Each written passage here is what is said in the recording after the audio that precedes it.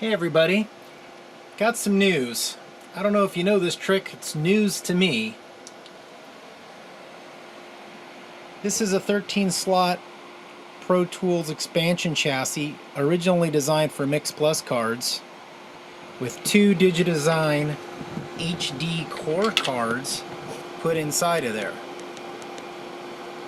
So these cards were never intended for that chassis, and that chassis was never intended for this, but it turns out these cards actually work in 32-bit slots as well as 64-bit slots. Never knew. And with Pro Tools 5.3.1, you actually get a very potent card. So if we look here, you can see the time slots available. Now, a Mix Plus system maxes out at 256 time slots. This maxes out at 512 time slots. Gigantic advantage. I would occasionally run to, in my mixes, the limit of the TDM slots before I would run out of DSP with a 7-card TDM Mix Plus system. With this system, with 2 cards, I have got a huge amount of plugins loaded, and you can see that I haven't reached half of the limit of the TDM time slots. Let's talk about what's here. Crazy time. This is 100 tracks with 100 voices. This is capable of playing with 2 cards that will fit inside your Mac G4. 2 cards, 100 tracks, 100 voices at once. I have 200 total mono plugins in this session.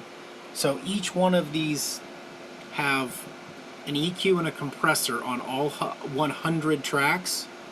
And then I have 4 stereo aux returns that have an EQ, a stereo reverb, stereo delay, 2 sends, a loop back send, dumping into the master. And then the master's got EQ, limiter, and dither on it. So that's 200 plugins. Let's call it about 20 stereo plugins. And yeah, 200 mono, about 20 stereo plugins going all at once. And this is the amount of DSP that it took to eat that up. Ridiculous for a 2-card system. Absolutely ridiculous. And you can see the PCI bus is taking less of a beating than what 24 tracks was on a Mix Plus system. So somehow it's even lighter on the PCI bus.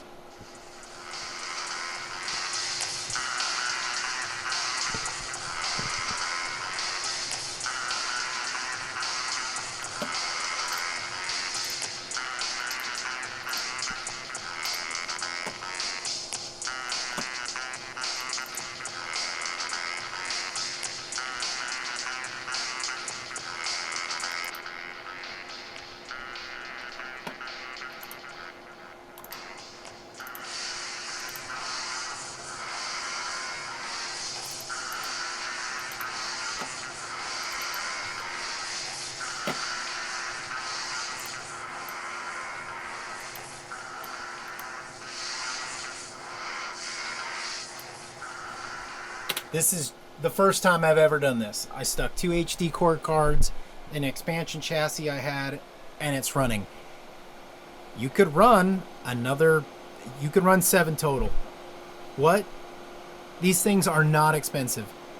The interfaces and the cables are a little expensive, but they're available. These digi cables are available on Sweetwater right now. So unlike some of the problems we have with the 882s, you can't buy cables for those. They almost don't exist. Like, you're going to get scalped on eBay and Reverb for digi cables. Unless you pick them up from somebody that passed away, you're not scoring those. But these cards are scoreable. The digi cables are scoreable. The interfaces are a decent deal. I mean, these are going for about $250 to $400, and you can get 16 analog ins or 16 analog outs out of them and then they've already got a lot of digital, like 8 to 16 digital I/O on them as well. So those are, there's a lot of value there, but it's not a steal. And all of that's relative to what your budget is, really. Crazy. I'm not over it.